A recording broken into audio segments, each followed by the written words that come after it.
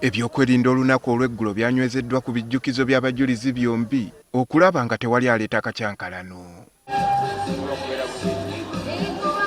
Obwedda buli w'okuba eriiso olittukiza ku mukuumaddembe.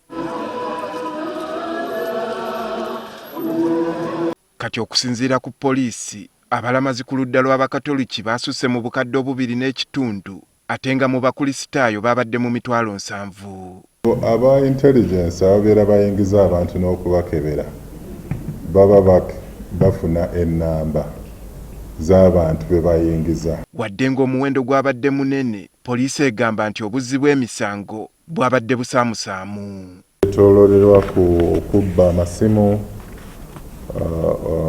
obusawo bw'abakyala,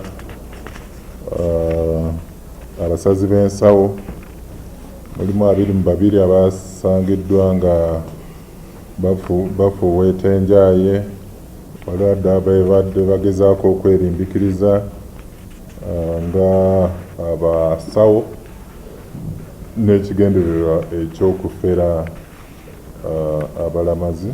Omwogezi wa poliisi Fred Enanga ategeezezza nga kino bwe kyasobose olw'enkwatagana y'ebitongole ebikuumaddembe.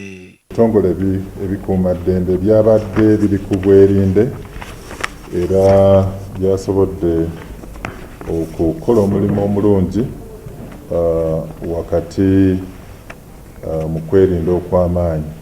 Era twagala okwebaza bano aba SFC, aba UPDF prisons, tulina abakessi ba ISO-CMI, ESO ne Crime Intelligence.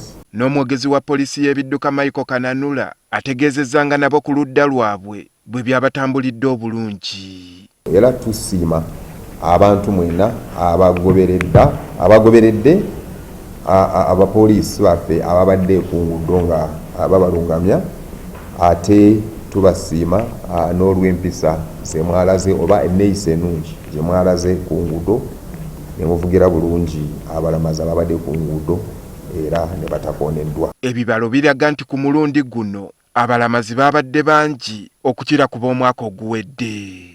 Andrew Kaggwa, Agafeeyo, Spark TV.